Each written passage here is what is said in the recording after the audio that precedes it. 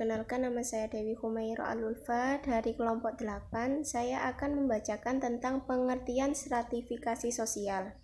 Istilah dari stratifikasi sosial berasal dari bahasa Latin, yakni stratum yang berarti tingkatan secara sosius yang berarti masyarakat atau teman.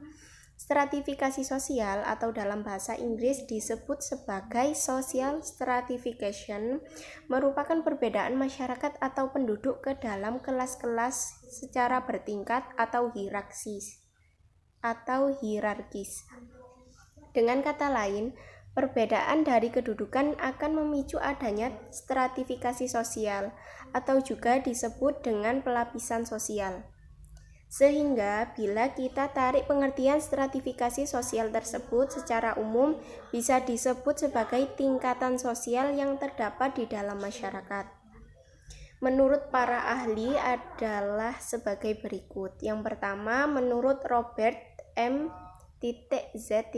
Lawang, social stratification merupakan pengelompokan orang-orang yang termasuk ke dalam sebuah sistem sosial tertentu pada lapisan-lapisan hierarkis menurut dimensi kekuasaan, privilega, dan juga prestise.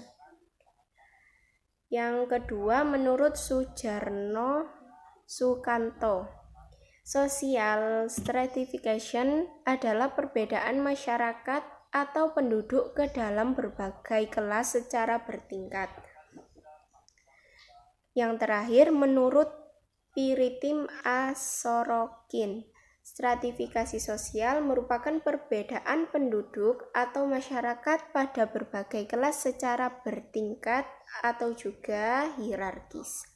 Sekian akan dilanjutkan oleh teman saya untuk penjelasan selanjutnya. Assalamualaikum warahmatullahi wabarakatuh. Nama saya Aurora Indah Oktalia. Di sini saya akan menjelaskan tentang proses terjadinya stratifikasi sosial. Prosesnya ada dua. Yang pertama, terjadi secara otomatis atau dengan sengaja. Proses ini terjadi karena telah ada semenjak seseorang dilahirkan atau dapat pula terjadi karena adanya pertumbuhan yang terjadi di masyarakat. Contohnya keturunan. Dan yang kedua, terjadi secara sengaja.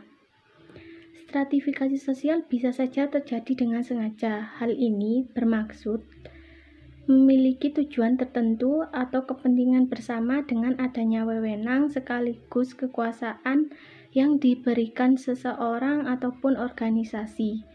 Contohnya diberikan oleh partai politik, perusahaan tempat kerja, dan lain-lain.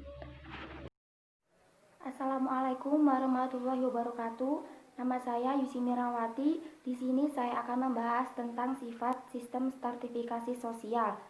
Stratifikasi sosial tertutup biasanya terjadi dalam lingkungan masyarakat yang menerapkan sistem kasta maupun feodal. Akibatnya adanya hal tersebut, maka kemajuan dalam perilaku juga sangat lambat. Stratifikasi sosial terbuka biasanya terjadi dalam lingkungan masyarakat yang modern serta tingkat pendidikan tinggi, karena kemungkinan tiap individu dari skala lapisan dapat melakukan sistem mobilitas sosial, baik mobilitas sosial naik maupun mobilitas sosial turun. Stratifikasi sosial campuran adalah gabungan dari stratifikasi sosial terbuka dan tertutup. Biasanya terjadi dalam lingkungan masyarakat yang memiliki susunan heterogen, kelas-kelas dalam masyarakat. Kelas atas, inilah golongan elit yang duduk di hierarki puncak teratas kelas sosial masyarakat, meskipun jumlahnya paling sedikit di setiap negara. Pendapatan masyarakat kelas atas ini di atas rata-rata, namun gaya hidup mereka tidak melulu mewah dan konsumtif, tetap justru selalu mencari cara untuk mempertahankan dan menambah kekayaan mereka. Kelas menengah, kelas ini dikatakan mendominasi masyarakat di suatu negara saat ini karena pengaruh besar dalam pertumbuhan ekonomi. Bisa dibilang kehidupannya cenderung stabil dan teratur. Kelas bawah, masyarakat kelas ini memiliki angka penghasilan di bawah rata-rata. Itulah mengapa mereka hidup di bawah garis kemiskinan dan sulit mengakses layanan publik. Perkenalkan, nama saya Tuti Ratnasari. Di sini saya akan menjelaskan materi tentang dasar stratifikasi sosial dan unsur-unsur stratifikasi sosial. Dasar stratifikasi sosial terdiri atas 4 dasar. Yang pertama, dasar kekayaan. Barang siapa yang mempunyai kekayaan paling banyak, maka orang tersebut akan masuk ke dalam lapisan atas.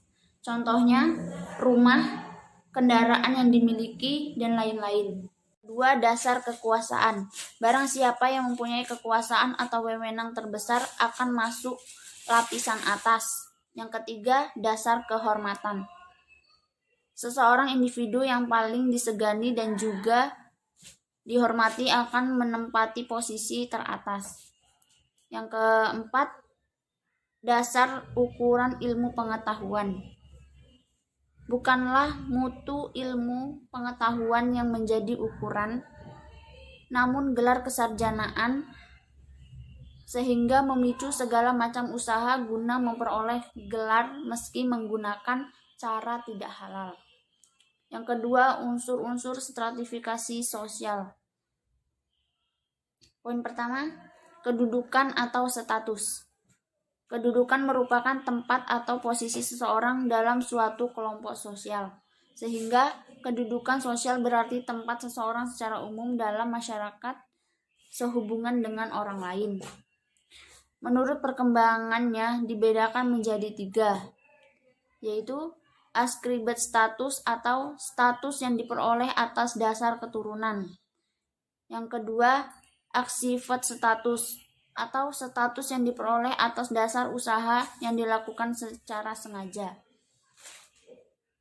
Yang ketiga, assigned status atau status yang dimiliki karena pemberani dari masyarakat.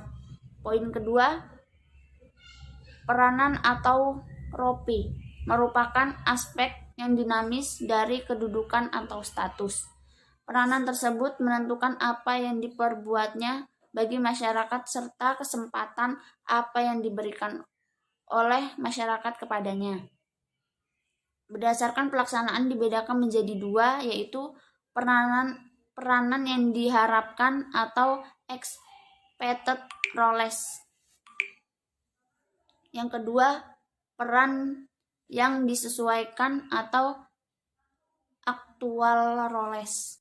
Perkenalkan, nama saya Erlina dari kelompok 8. Di sini saya akan menjelaskan tentang pengertian mobilitas sosial dan pengertian lapisan yang disengaja. Yang pertama itu pengertian mobilitas sosial adalah suatu gerak perpindahan individu, keluarga, atau kelompok dari lapisan yang satu ke lapisan yang lain, atau dari satu kelas sosial ke kelas sosial lainnya, atau gerak pindah strata satu ke strata yang lebih baik berupa peningkatan atau penurunan status sosial yang dimiliki seperti penghasilan, jabatan, dan lain-lain. Yang kedua, ada pengertian lapisan yang disengaja. Lapisan ini disusun dengan sengaja, dengan tujuan untuk mengejar tujuan bersama.